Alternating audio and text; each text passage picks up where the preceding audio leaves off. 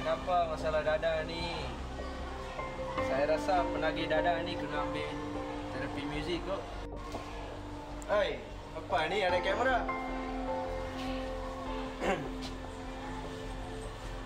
Okey.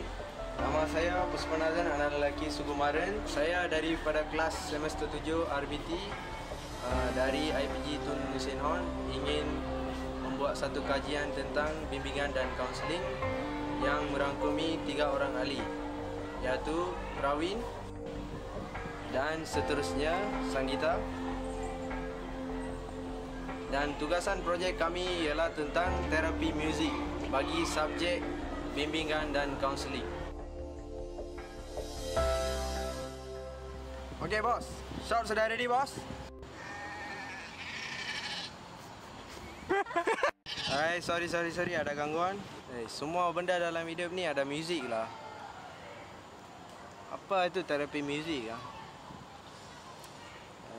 Terapi muzik. Okey, muzik ni dalam hidup manusia ni semua ada muzik. Okey, muzik ni adalah perkara yang boleh menolong manusia untuk meningkatkan fikiran.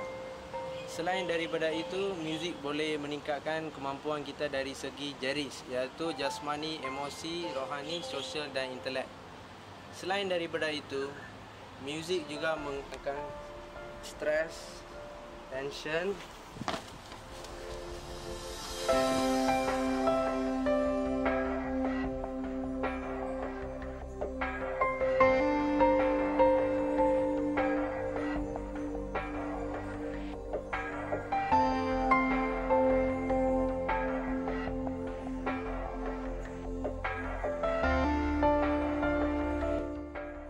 Okey, terapi muzik ni dibagikan kepada dua, iaitu aktif dan pasif.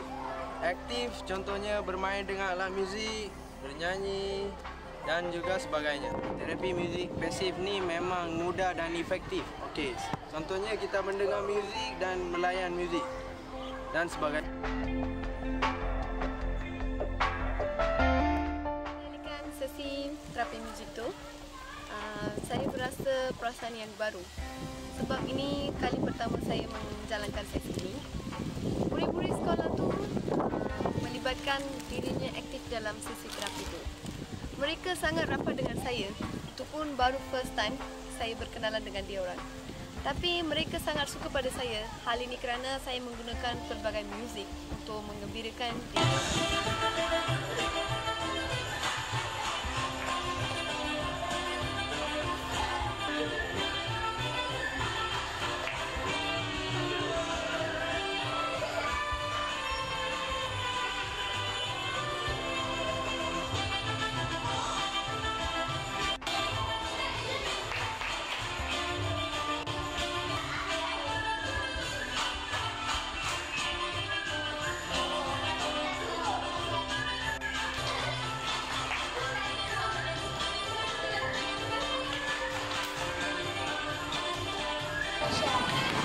Masa saya menari tadi, saya rasa gembira dan seronok dengan cikgu. Gembira dan beraktif sama cikgu. Saya sangat seronok. Saya sangat gembira, sangat seronok dan aktif. Anda tahu tak, di Indonesia, itu Indon. Di Indonesia, terapi muzik ini digunakan sebagai satu alat untuk membantu orang yang menghisap rokok untuk menghentikannya. Dalam PNP sebenarnya membantu dalam perkembangan kognitif murid-murid. Kognitif murid-murid merupakan kebolehan mereka berdikari, mengingati sesuatu perkara dan memberi respons terhadap sesuatu perkara. So, perkembangan kognitif mereka sangat penting dalam PNP. Mereka akan cepat mengingati sesuatu yang diajar oleh guru mereka.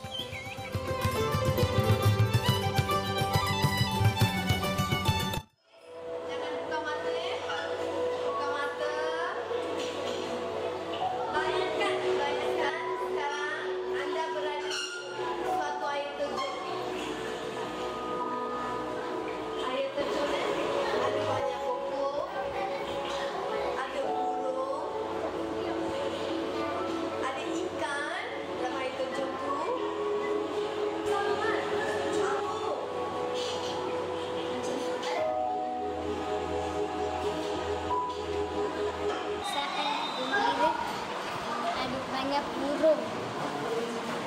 Itu air sejuk,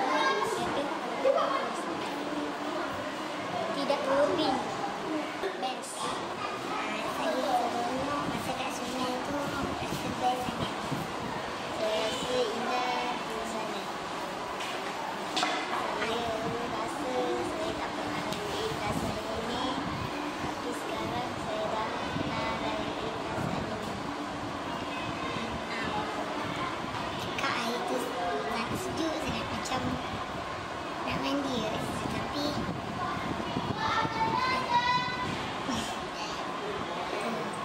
dan saya suka udara di sana dan amat yang nyaman dan semua indah di sana. Udara kat situ pun sangat nyaman, saya suka udara situ bersih. Macam lagi lah. Penerapan muzik dalam PNP dapat mengaktifkan murid untuk belajar dengan lebih baik dalam kelas. Selain itu, penerapan muzik akan menstabilkan emosi murid. Emosi yang stabil menyebabkan murid dapat berinteraksi dengan guru dengan lebih baik. Ini akan menyebabkan mereka dapat belajar dengan bersungguh-sungguh.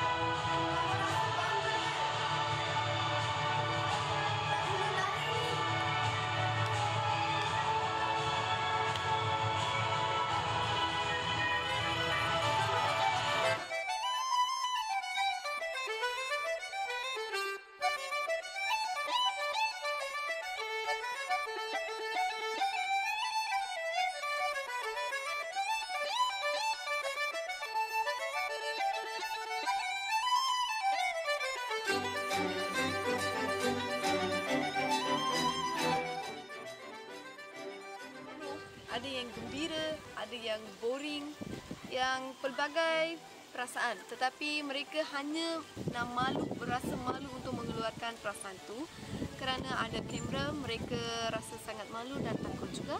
Itu saja, malu-malu budak-budakan. Itu ada 3 bahagian yang utama, iaitu beat, harmoni dan rhythm. Muzik terapi ini dah mula daripada zaman purba. Ada satu buku agama Cina, dia tulis I Ching, iaitu mengurangkan emosi yang kesimpulannya muzik tu ada power lah.